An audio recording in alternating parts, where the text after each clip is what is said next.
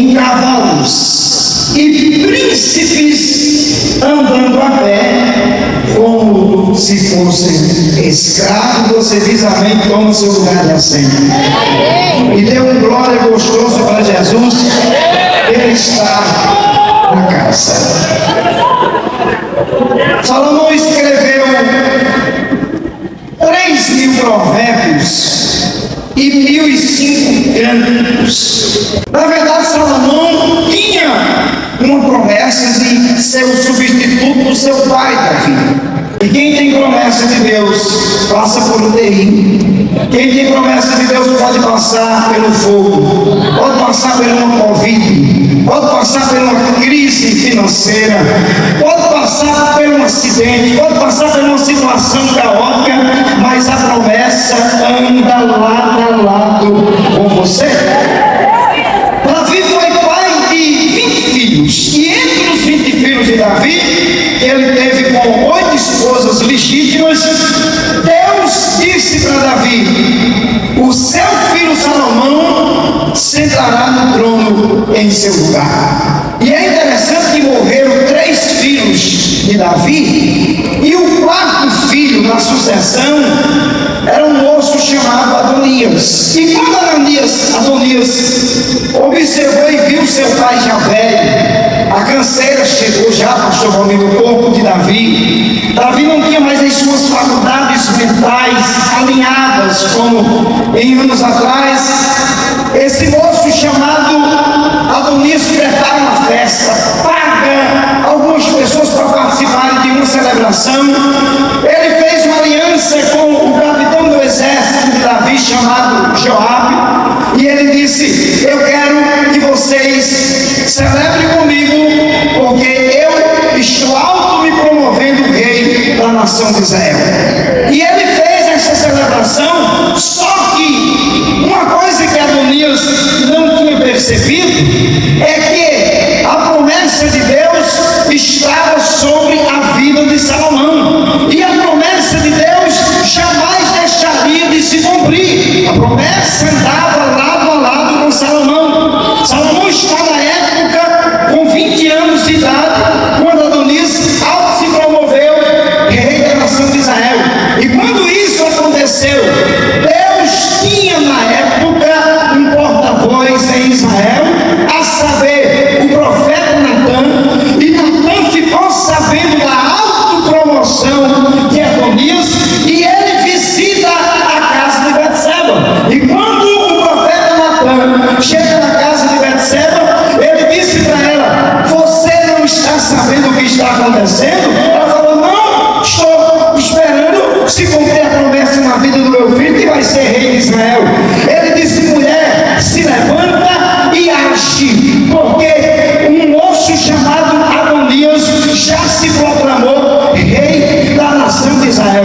Irmãos, existem situações que às vezes enfrentamos que nós não temos uma ideia própria para resolvermos, mas quem é guiado por Deus pela palavra, pelo Espírito, Deus vai direcionar, Deus vai orientar. Quem acredita que Deus ainda orienta? E o profeta Natã disse para ela: se levanta e haja. Nesta madrugada eu quero dizer para alguém que está aqui nessa vigília: você está aqui porque você está se levantando diante de Deus e está agindo devido a alguns problemas que você está enfrentando. Eu quero lhe dizer que por causa da sua atitude haverá resposta de Deus na terra. Betseba era sensível à voz de Deus. Ela guardava com ela a promessa que o seu esposo Davi tinha dito para ela: nosso filho Salomão se assentará no meu lugar. E o profeta Natã disse para ela: faz o seguinte, vai falar com o rei, e quando você chega lá, você reivindique do rei Davi a promessa que ele fez, dizendo que Salomão se assentaria no trono. E assim ela procura o rei. Quando ela chega lá, o rei recebe ela, e ela diz: Davi, você me disse que Deus tinha falado com você. E se é uma coisa que eu aprendo no ministério de Davi, Davi nunca brincou de inventar coisas dizendo que Deus tinha dito sem Deus ter dito.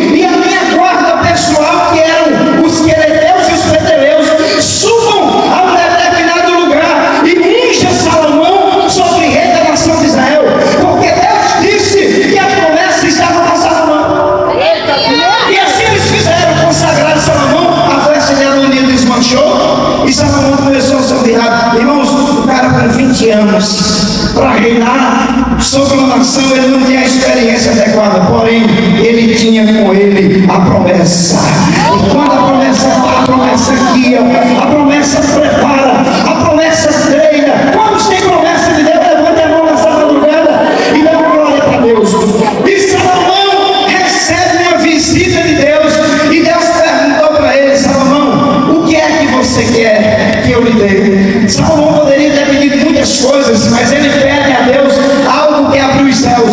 Ele pediu a Deus sabedoria para entrar e sair diante do seu povo. E Deus disse: Salomão, por você não ter pedido a cabeça dos seus inimigos, por você não ter pedido honra, fama, eu vou lhe dar tudo isso que eu pronunciei. Vou lhe dar sabedoria, vou lhe dar habilidades para você treinar. O seu reinado será um reinado profícuo, porque você fez uma boa escolha.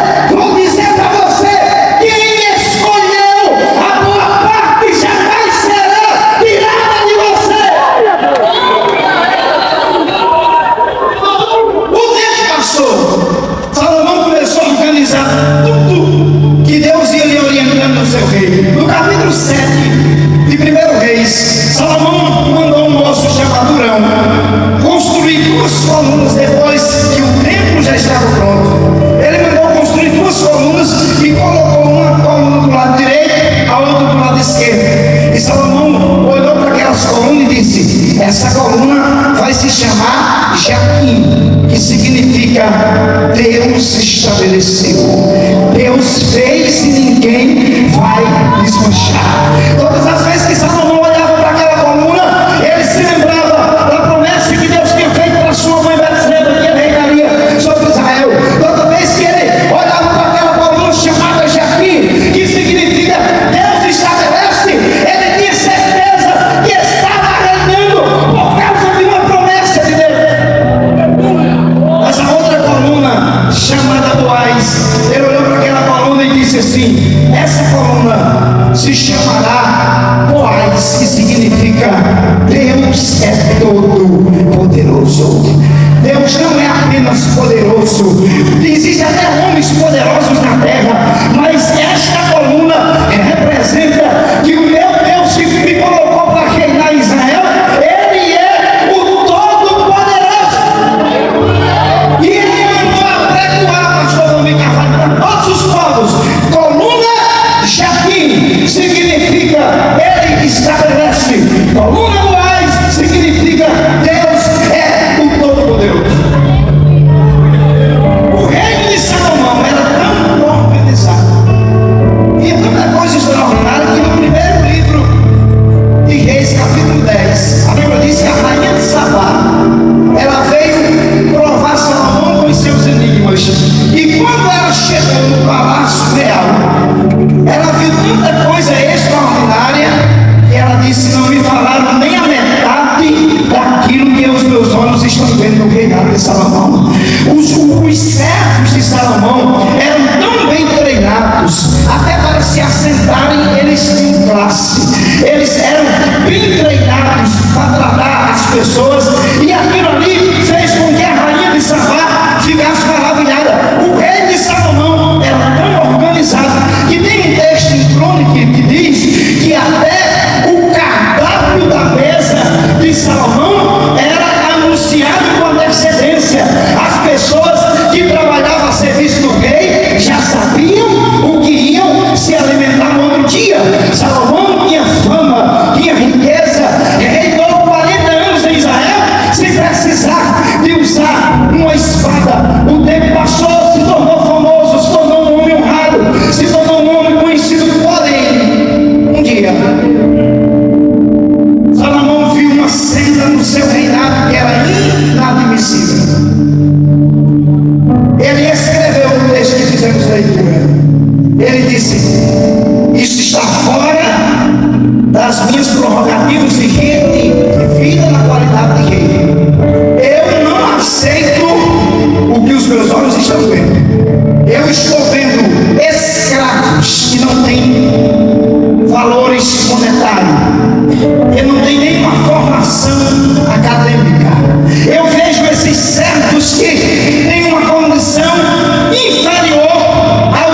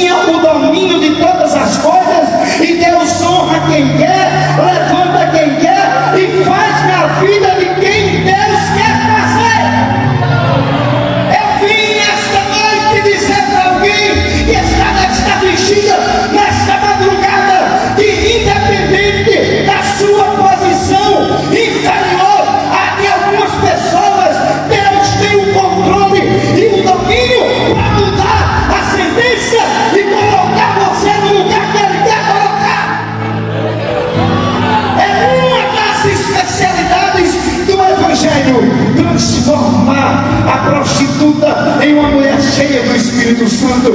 É uma das qualidades do Evangelho: trazer o assaltante, o cara do mundo do crime, libertar, transformar e fazer dele um pregador. A sociedade não vai aceitar.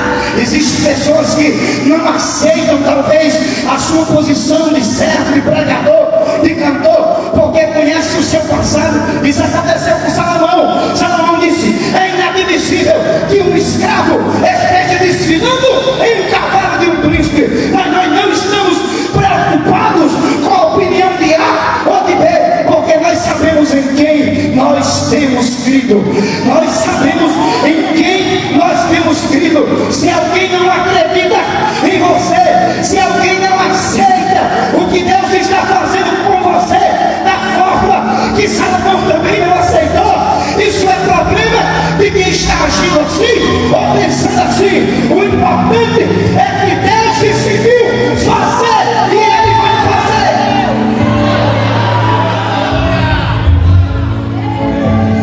Eu vou usar uma linguagem bem nordestina aqui.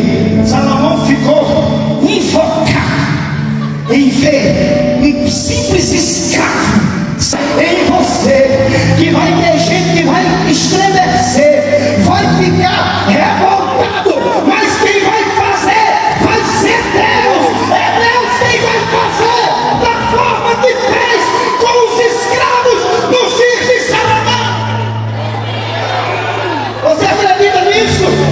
Se acredita nas palavras desse pregador, levante a sua mão e dê o seu melhor glória para aquele que está sentado.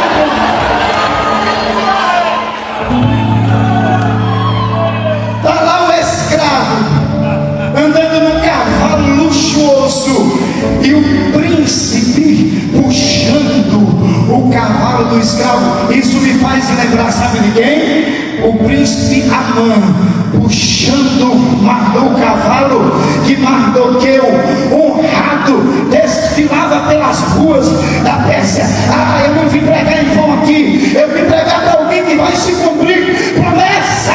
Eu vim pregar para alguém aqui que está vivendo rejeições, que está vivendo decepções, que já falaram palavras de maldição contra você.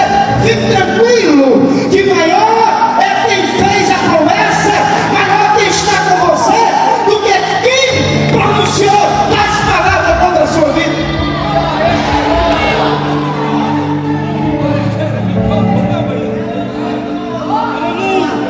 Se eu estivesse lá, pastor Eduardo, no dia que Salomão viu essa cena, eu queria filmar, só para dar uma olhadinha na cara de Salomão, para ver qual era a reação facial dele quando ele disse: isso é inadmissível. Um escravo andando num cavalo e o príncipe ainda puxando o cavalo. Isso é inaceitável no meu reino. Eu sou um homem que tem sabedoria, que tem fama, que tem honra, mas ele se esqueceu que quem mandava era Deus, quem tinha o controle era Deus.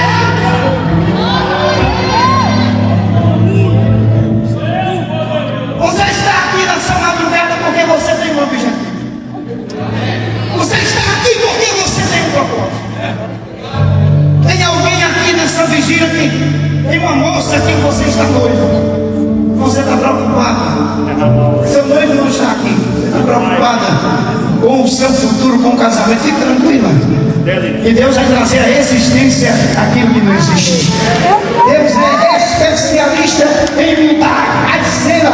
Parece que eu vejo Deus gritando no céu e dizendo: escravos em Israel, se preparem para se assentar em cavalos de príncipes. Deus está dizendo: eu vou fazer uma coisa nova. Deus vai fazer uma coisa nova.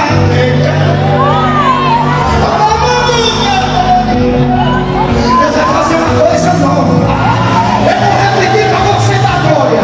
Deus vai fazer uma coisa nova.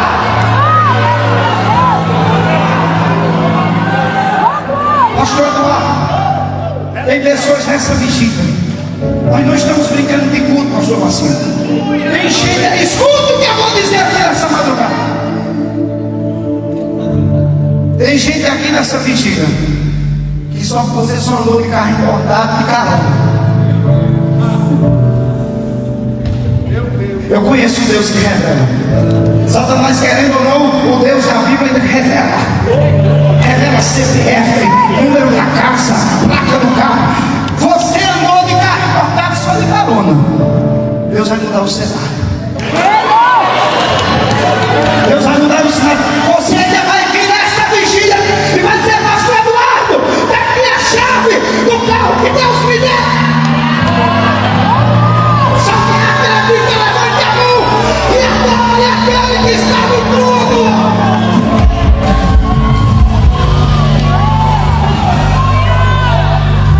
Eu acredito no Deus que ainda faz.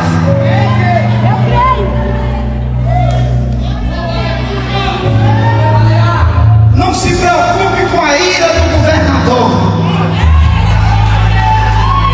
Salomão olhou para os servos nos cavalos, deu aquela olhada, dizendo as suas do seu olhar: vocês não vão continuar aí. Parece que eu vejo os escravos desfilando assim, ó, nos cavalos, e Salomão olhando assim, dizendo: ei, está errado, eu não aceito isso aqui do meu reinado. E os escravos estavam dizendo para eles mesmos: quem nos colocou aqui foi aquele que pode todas as coisas, aquele que tem o domínio dele. Eu vou encerrar minha pregação para não roubar o tempo dos companheiros, recitando o que eu vi. Eclesiastes 3:7, diga comigo: eu vi. Só aqui não, quero aqui, diga: eu vi escravos andando em cavalos de príncipes, e vi príncipes puxando os cavalos, e os escravos estavam montados. Fique em pé quem acredita nisso, por favor. Deus vai fazer uma coisa nova, vai mudar a cena, vai fazer a roda grande entrar dentro da pequena.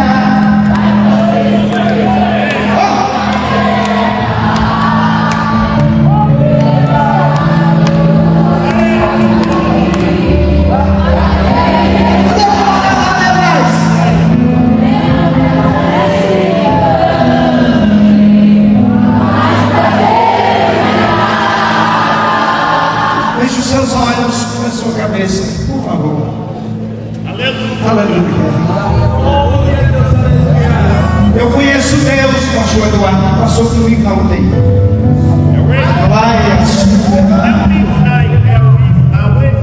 A minha filha estava noiva quando eu estava na UTI. E o sonho de todo pai é casar filho. E eu pensei que Deus ia me levar. Deus mandou um profeta. Sabe o que é esse profeta aqui?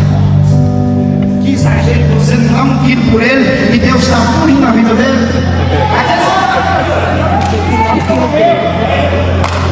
Ele disse: homem, eu não vou levar agora, você vai fazer o casamento da sua filha. E está com 4 anos que ela casou, e nós fizemos um casamento no café da Santa Catarina, que mesmo sem ter dinheiro parecia casamento de rico. Por quê?